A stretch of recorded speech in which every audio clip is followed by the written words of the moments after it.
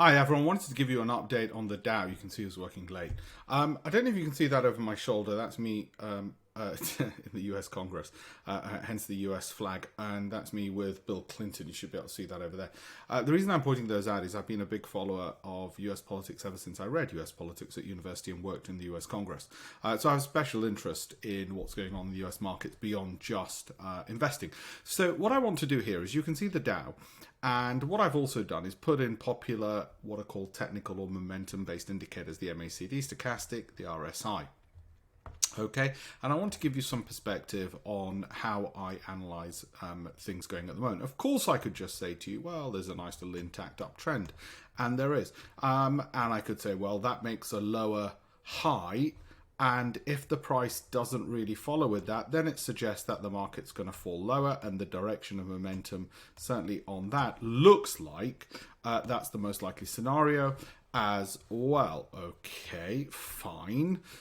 We can see that's already happening. So we might say, well, what's the obvious levels it could go to? Well, you'd look at the most recent support level, but also to determine the likelihood of that falling, you'd move from the daily to the weekly chart. And when we look at the weekly chart, we see that the stochastic, which often is an early or lead indicator, the MACD being a lagging indicator, well, the stochastic's already showing that the market's falling because it's crossed its moving average, okay, which is the red dotted line. I know I'm going through a lot of information very quickly and assuming a lot of knowledge on your part, but it'll give you some thinking.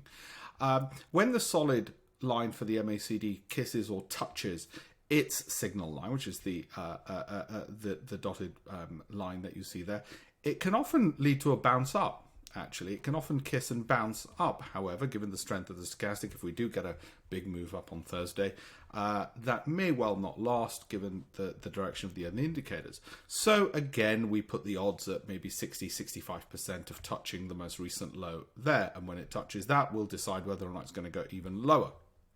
All right. Well, another clue to all of this might be the monthly charts. And when we look at the monthly charts, which give a bit more perspective, they also show that the MACD and the dotted moving average are kissing. And when that happens, like I said, what tends to happen is that the moves aren't just simply continuing in the direction they were originally going in, which is upwards. It can lead to a move in the opposite direction first before a move forward. And again, you can see this, whilst the stochastic is falling, it would touch its dotted line and then likely lead to something of a move up. So my basic point being, yes, if we take the monthly chart and the stochastic, we'll continue seeing the falls probably going to the most recent lows before you get any move upwards. What does that mean for investing? Well, if you're a 12-month investor, you don't care because you're looking at 12 months. And if you're a short-term trader, you're almost certainly going to be looking, as you will know, for those following me on trading, at the 1-hour bars. So in that sense, this isn't relevant either. Who this is relevant for is the people who fall into the trap of trying to think, oh, I'm going to time the Dow. It looks like it's going to fall for a few days.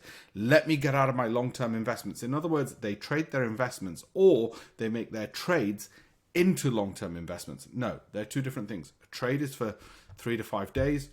An investment is for 12 months. Do not confuse the two. If you're trading, you're looking at the 1-hour bars and not looking at the monthlies. And if you're investing, you're not looking at the monthlies either because you've got a 12-month holding period, okay? So who is this good for? Journalists probably, and commentators, all the rest of it, and people who are the 70% losers on the trading side. Because what they've done is they've mistaken investing and trading. All right, so know what your strategy is first. That's probably the most important lesson. And am I worried about these falls? No, because my long-term investments are in place for 12 months, and they're the kind of companies which won't fall as far if the markets continue falling, and if they rise, they will rise. And in terms of trading, great, we've got some short-term trends that we can follow to the downside and profit from shorting the market for the next maybe 1, 2, 3 days, but we're trend following. Two different things, two different hats, two different mindsets. Okay, make a clear delineation. Those people who talk about swing trading, they're the ones who get their fingers burnt. Okay, thanks very much.